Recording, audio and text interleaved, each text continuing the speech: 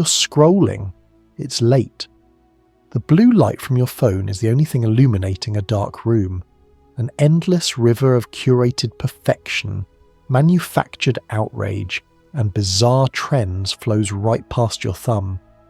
A 7-second dance, a political hot take designed to vanish in an hour, a celebrity's apology, another brand's carefully crafted statement of values.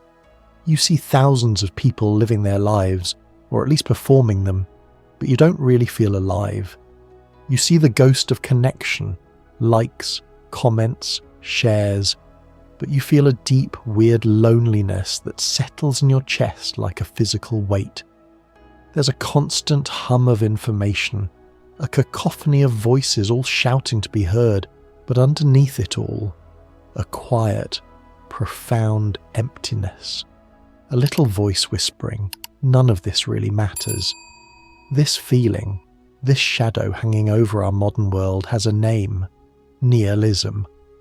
It's the creeping suspicion that our values are baseless, that our purpose is an illusion, and that life itself lacks any real intrinsic meaning.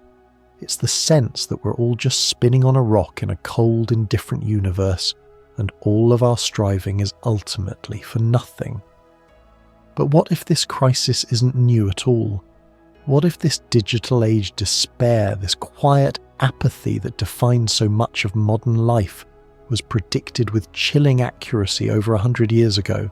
A philosopher working by candlelight while the world barreled headfirst into the age of industry and machines saw our future. He looked past the horizon of his own time and saw the void that would open up when humanity lost its traditional anchors. His name was Friedrich Nietzsche, and he didn't just diagnose the sickness of modern society, he dared us to overcome it. This is the story of his dire prediction, the uncanny ways it seems to have come true, and the profound question of what we do now that we're living in the shadow he foresaw. So, what is this ghost in the machine? Nihilism at its core is the belief that all values are baseless, and that existence is probably meaningless. It's the philosophical equivalent of a shrug. Why bother building a career? What's the point of fighting for a cause? Why love if it only ends in loss? This used to be a question for philosophers in dusty studies and poets wrestling with despair. Today it's a silent epidemic, a background radiation that permeates our culture, broadcast through the very technology that was supposed to bring us all closer. And this isn't some abstract idea. It has real, tangible symptoms that you probably recognize. It's the pervasive anxiety and depression tied to heavy social media use, where we constantly stack our messy, complex, real lives up against someone else's flawless, algorithmically optimized highlight reel. The platforms themselves are designed to be addictive, feeding us tiny, intermittent dopamine hits that create a feel-good loop that, ironically, leaves us feeling emptier than before. We're more connected than ever in history, yet countless studies show this hyperconnectivity often makes us feel profoundly more isolated, not less. We're watching the party, but we're not in the room. But social media is just a symptom, a modern amplifier for a much older, deeper problem.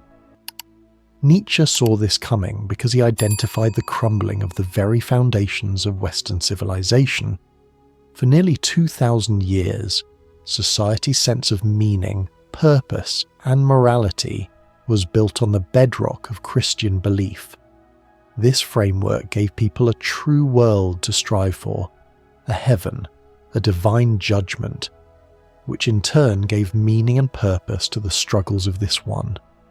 It was the ultimate source of value, the shared story that told us what was good, what was evil, and why our suffering mattered in a grand, cosmic narrative. It was the sun around which the moral universe revolved. Then things started to change. The Enlightenment championed reason, and the rise of science began to methodically chip away at this foundation. Science could explain the movement of the planets, the origins of species, and the workings of the human body without needing a divine storyteller. This intellectual and cultural shift is what Nietzsche meant with his most famous and most misunderstood declaration: God is dead. He wasn't gloating. He was sounding an alarm. He wasn't making a literal theological claim about a deity. He was making a devastating cultural diagnosis. God is dead, he wrote. God remains dead, and we have killed him. By we, he meant modern humanity. With our relentless thirst for knowledge, our scientific skepticism, and our rational explanations for everything, we had systematically dismantled the central belief that gave our world a shared moral compass and a universal sense of purpose. And as Nietzsche warned, when you give up the faith, you simultaneously pull the right to its morality out from under your feet. The entire structure of meaning comes crashing down. In its place, a void, a vacuum of meaning, a God-shaped hole in the heart of Western culture. And what rushes in to fill that void? Nietzsche predicted it would be a desperate, frantic search for replacements. We might replace God with a blind faith in the state, in revolutionary political movements, or, most prophetically, in the simple, mundane pursuit of comfort, entertainment and distraction. Sound familiar? We've become a culture of consumers, replacing the difficult search for meaning with the easy acquisition of things. We chase fleeting happiness through binge watching, through online shopping, through the shallow validation of likes, all while a deeper spiritual hunger for purpose goes unfed. The result is a strange and painful paradox, a world overflowing with information, entertainment, and material goods that leaves us feeling spiritually starved and profoundly bored. This is the background radiation of modern life, the low hum of meaninglessness that Nietzsche saw coming a century away. Nietzsche didn't just predict that we would lose our shared meaning. He predicted, in terrifying detail, who we would become in its absence.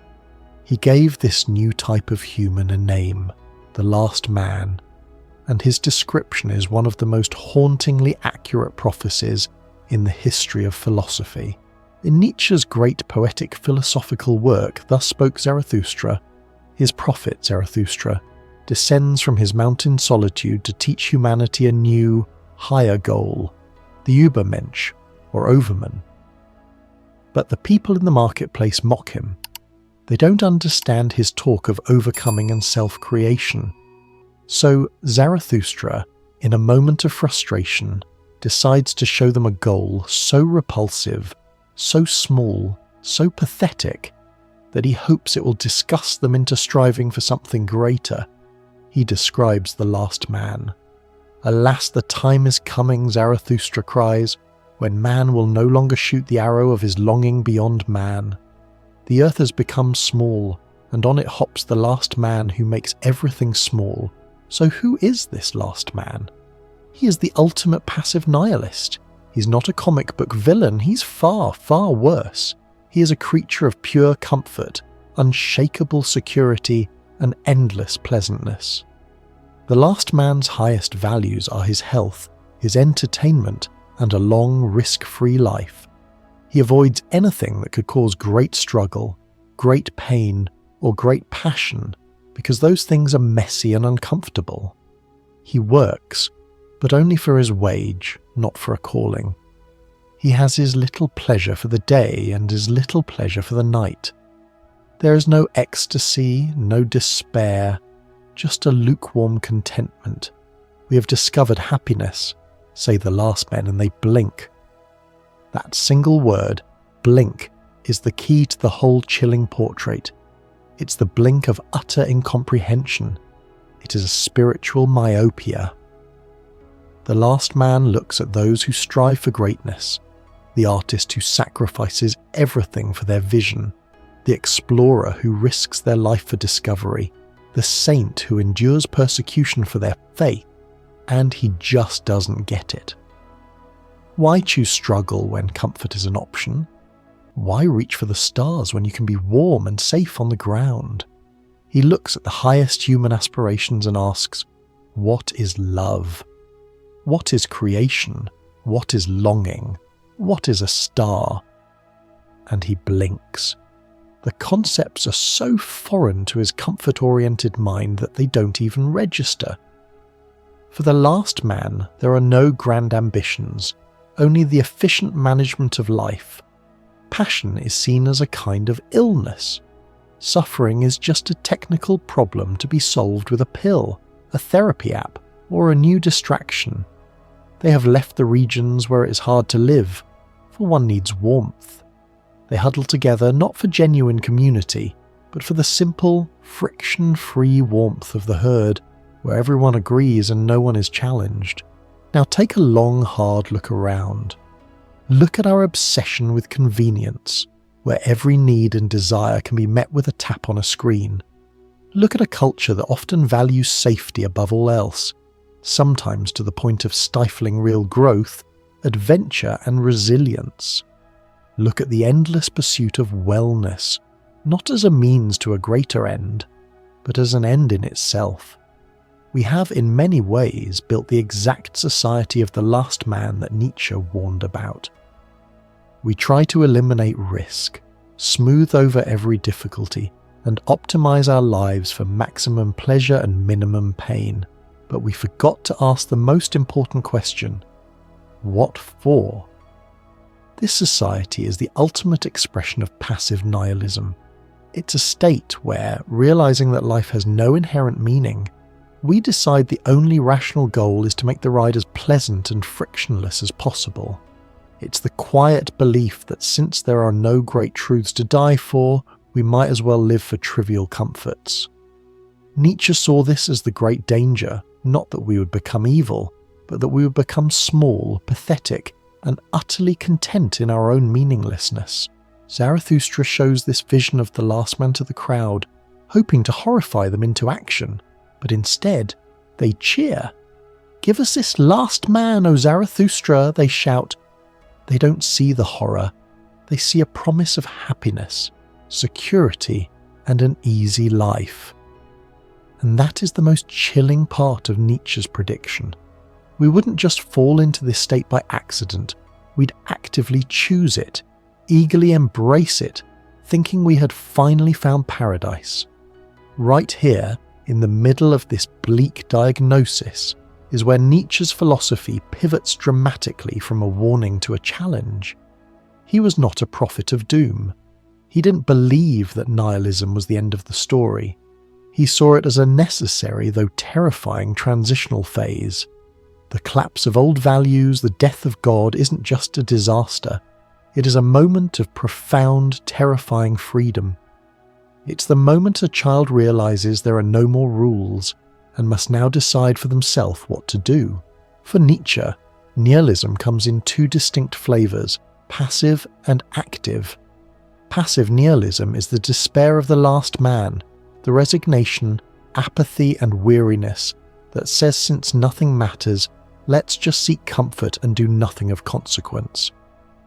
It is the path of decline, the slow fade into meaninglessness. But there is another way, active nihilism. The active nihilist also understands that the old, externally imposed values are gone, but instead of despairing, they see a clean slate.